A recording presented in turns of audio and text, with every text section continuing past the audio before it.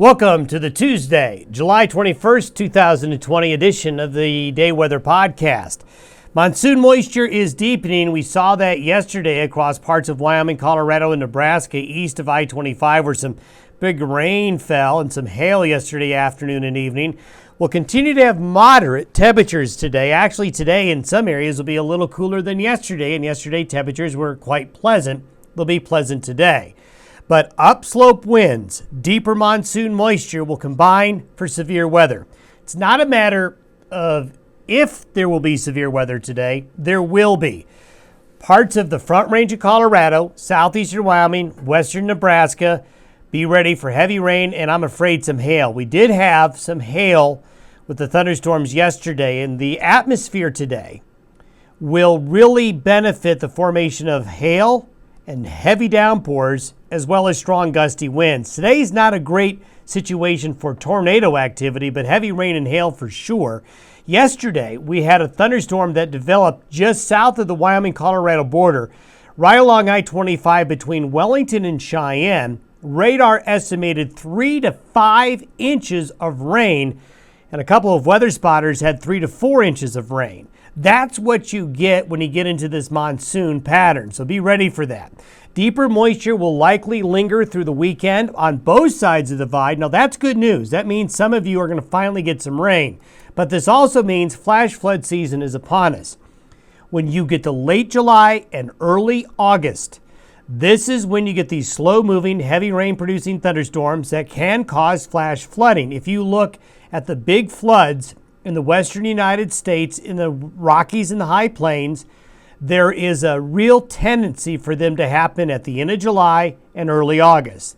The Rapid City flood, the Cheyenne August 1st flood in 1985, the big Thompson flood in Colorado, also the Fort Collins flood, all of them happened the last week of July and the first week of August. So we get to this deeper monsoonal moisture flow, and this is where you get the slow-moving gully washer type thunderstorms, but also you get the hail. So remember, if you have a garage today and the next several days, a good use for your garage will actually be to put your car or truck in it. Now, here's the idealized monsoon moisture flow pattern that we see develop during this time of year. We talk about having the high pressure move into the Midwest.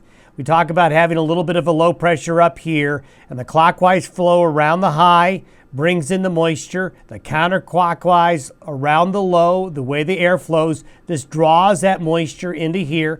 The jet stream stays north of us. That's why the winds aloft are weak and the thunderstorms don't move too fast. Look at what we have coming on up. We have a high pressure right over Missouri. This is by Friday. We have a low pressure system coming into the West Coast, and you have the idealized flow. Exactly what we showed you here. Look at that. We've got a high here, a low here. This is what you call textbook. This is a textbook monsoon setup for late July and early August. This is exactly what you expect to see. So what that means is we're going to get some thunderstorms and they're going to be big rain producers. Here's the risk for severe weather today. This is textbook as well. Right along the I-25 corridor from about Wheatland to about Colorado Springs, out to about Lyman, Colorado, up into the Panhandle of Nebraska, this yellow area is the highest risk of heavy rain and large hail today, possible flash flooding and strong gusty winds as well. But anywhere you see the green, there's going to be thunderstorm activity today. But we got to watch these front range areas. The Colorado and Wyoming front range, be on the lookout for severe weather today, heavy rain and hail.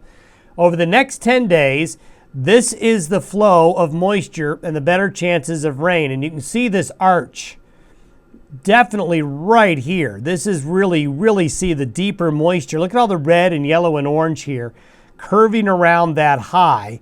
So this is where you're going to have most of the activity. Either side of this axis, we're going to have thunderstorms as well, but this is the axis of where the heavier moisture is going to be over the next 10 days. Stepping you through the pattern that we see evolving over the next 5 days. This is the precipitable water forecast for this afternoon. This is why the front range This is right here is where we're going to have an active pattern of thunderstorms. Notice there's still dry air west of the divide, and this is a recipe for hail.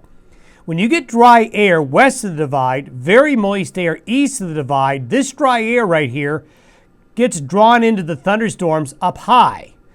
That high level dryness in the upper levels causes the thunderstorms to be a little bit colder, making it easier to produce hail. So this is, again, textbook. Now, let's step forward. This is for today. This is for tomorrow. Notice the change out here. Today, it's dry west of the divide. Tomorrow, wow, it really gets more moist. There's just more water coming on up, and this is going to lead to better chances west of the divide beginning tomorrow. By Thursday, all of the Intermountain West has got green and white. The drier air is back here in Nevada. By Friday, still there. By Sunday, look at that. If there's a day where we could have some really big gully washer type rains around here, it's going to be Sunday. Really deep moisture in place. So be prepared for the thunderstorms. The monsoon season is upon us. It's the last 10 days of July, right on schedule. Thanks for watching and listening. Talk to you on Wednesday.